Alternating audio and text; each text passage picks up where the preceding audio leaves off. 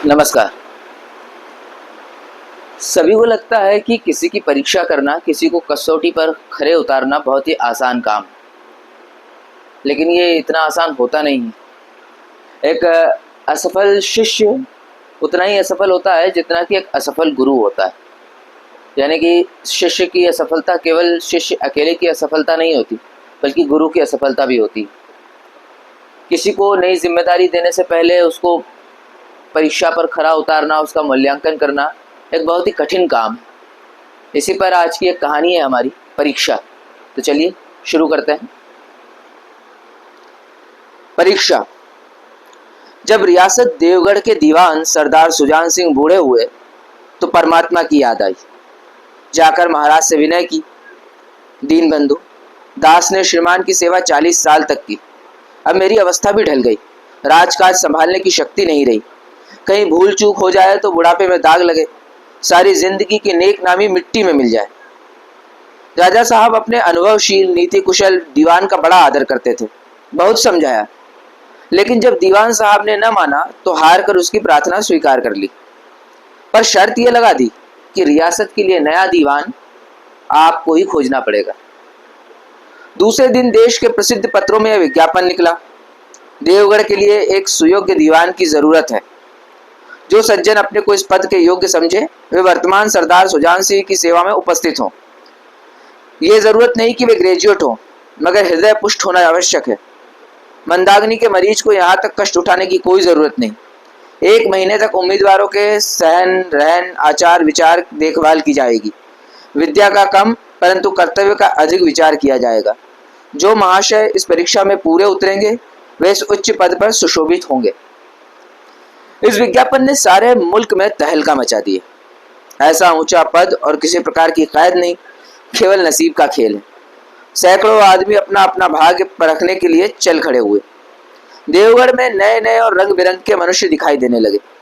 प्रत्येक रेलगाड़ी से उम्मीदवारों का एक मेला सा उतरता। कोई पंजाब से चला आता था, कोई मद्रास से, कोई एक नए फैशन का प्रेम, कोई पुरानी सादगी पर मिटा हुआ। पंडितों और मौलवियों को भी अपने अपने भाग्य की परीक्षा करने का अवसर मिला। बेचारे सनद के नाम रोया करते थे, यहाँ उसकी कोई जरूरत नहीं थी। रंगीन एमामे, चोगे और नाना प्रकार के अंगरखे और कंटोप देवगढ़ में अपनी सज धज दिखाने लगे। लेकिन सबसे विशेष संख्या ग्रेजुएटों की थी, क्योंकि सनद की कैद न होने पर भी सनद तो ढका रहता है। सरदार सुजान सिंह ने इन महानुभावों के आदर सत्कार का बड़ा अच्छा प्रबंध किया था। लोग अपने अपने कमरों में बैठे हुए रोजेदार मुसलमानों की तरह महीने के दिन गिना करते थे। हर एक मनुष्य अपने जीवन को अपनी बुद्धि के अनुसार अच्छे रूप में दिखाने की कोशिश करता था।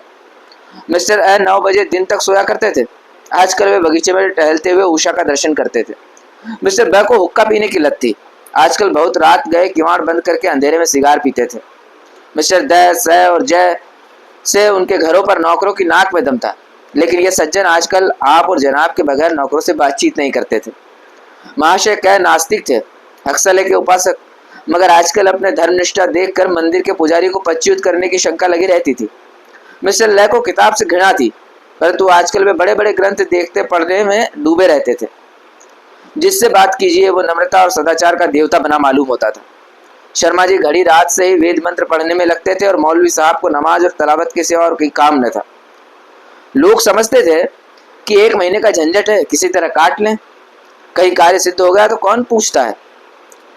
लेकिन मनुष्य का वो बूढ़ा जौहरी आड़ में बैठा हुआ देख रहा था कि इन बगलों में हंस कहाँ छिपा हुआ है। एक दिन नए फैशन वालों को सूझी कि आपस में हॉकी का खेल हो जाए। यह प्रस्ताव हॉकी के मंजे हुए खिलाड़ियों ने पेश किया। यह भी तो आखिर एक विद्या है, इसे क्यों छिपा कर रखें। संभव है कि कुछ हाथों की सफाई काम कर जाए। इसलिए तय हो गया, फील्ड बन गई, खेल शुरू हो गया और गेंद किसी दफ्तर के अप्रेंटिस की तरह ठोकरे खाने लगी। रियासत देवगढ़ के ये खेल बिल्कुल निराली बात थी। पढ़े लिखे भले मानुस लोग शतरंज और ताश जैसे गंभीर खेल खेलते थे। दौड़ कूद के खेल बच्चों के खेल समझे जाते थे। खेल बड़े उत्साह से जारी था। धावे के लोग जब गेंद को लिए तेजी से उड़ते तो ऐसा जान पड़ता था कि कोई लहर बढ़ती चली जाती है, लेकिन दूसरी ओर के खिलाड़ी इस बढ़ती हुई लहर को इस तरह रोक लेते थे कि मानो लोहे की दीवार है। संध्या तक यही धूमधाम रही। लोग पसीने से तर हो गए, खून की गर्मी आंख और चेहरे से झलक रही थी। हाफते हाफते बेदम हो गए, लेकिन हार जीत का निर्णय न हो सका। अंधेरा हो गया था। इस मैदान से जरा दूर हटकर एक नाला था। उस पर कोई पुल न था। पथिकों को नाले में से चलकर आना पड़ता था। खेल अभी बंद ही हुआ था और खिलाड़ी लोग दम ले रहे थे। एक किसान अनाज से भरी हुई गाड़ी लिए उस नाले में आया, लेकिन कुछ तो नाले में कीचड़ था और कुछ उसकी चढ़ाई इतनी ऊंची थी कि गाड़ी ऊपर न चढ़ सकती थी। वो कभी बैलों को ललकारता, कभी पहियों को हाथ से ढकेलता, लेकिन बोझ अधिक था और बैल कमजोर। गाड़ी ऊपर को न चढ़ती और चढ़ती भी तो कुछ दूर चढ़कर फिर खिसक कर नीचे पहुंच जाती।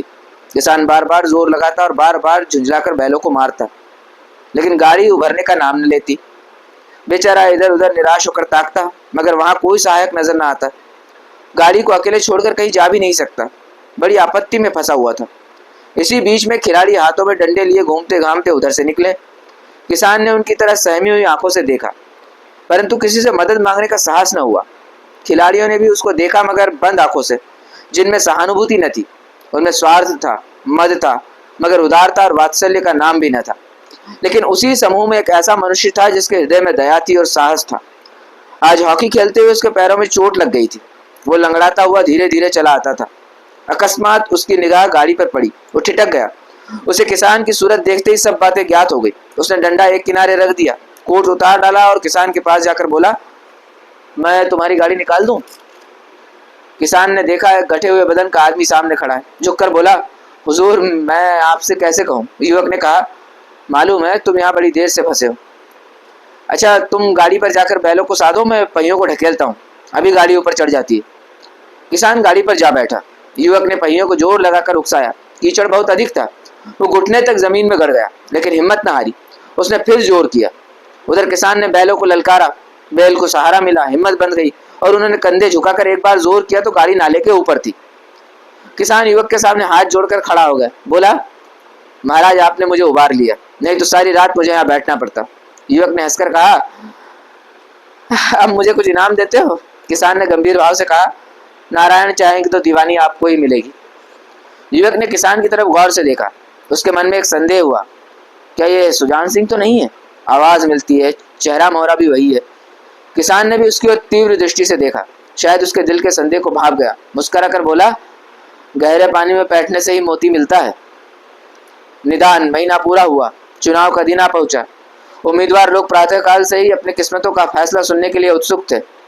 दिन काटना पहाड़ हो गया। प्रत्येक के चेहरे पर आशा और निराशा के रंग आते थे। नहीं मालूम आज किसके नसीब जागेंगे, न जाने किस पर लक्ष्मी की कृपा दृष्टि होगी। संध्या समय राजा साहब का दरबार लगाया गया। शहर के रईस और धनाढ्य लोग, राज्य के कर्मचारी और दरबारी तथा दीवानी के उम्मीदवारों का समूह सब रंग बिरंगी सज धज बनाए दरबार में आ बिराजे। उम्मीदवारों के कलेजे धड़क रहे थे। जब सरदार सुजान सिंह ने खड़े होकर कहा, मेरे दीवान के उम्मीदवार महाशयों, मैंने आज आप लोगों को जो कष्ट दिया है उसके लिए मुझे क्षमा कीजिए। इस पद के लिए ऐसे पुरुष की आवश्यकता थी जिसके हृदय में दया हो और साथ साथ आत्मबल। हृदय वो जो उदार हो, आत्मबल वो जो आपत्ति का वीरता के साथ सामना करे। और इस रियासत के सौभाग्य से हमें ऐसा पुरुष मिल गया। ऐसे गुण वाले संसार में कम हैं, और जो हैं वे कीर्ति और मान के शिखर पर बैठे हुए हैं। उन तक हमारी पहुंच नहीं। मैं रियासत को पंडित जानकीनाथ सा दीवान पाने पर बधाई देता हूँ। रियासत के कर्मचारियों और रईसों ने जानकीनाथ की तरफ देखा। उम्मीदवार दल की आंखें उधर उठी, मगर उन आंखों में सत्कार था, इन आंखों में ईर्ष्या। सरदार साहब ने फिर फरमाया, आप लोगों को यह स्वीकार करने में कोई आपत्ति न होगी कि जो पुरुष स्वयं जख्मी होकर भी एक गरीब किसान की भरी हुई गाड़ी को दलदल से निकाल कर नाले के ऊपर चढ़ा दे, उसके हृदय में साहस, आत्मबल और उदारता का वास है। ऐसा आदमी गरीबों को कभी न सतावेगा। उसका संकल्प दृढ़ है जो चित्त को स्थिर रखेगा। वो चाहे धोखा खा जाए, परंतु दया और धर्म से कभी न हटेगा।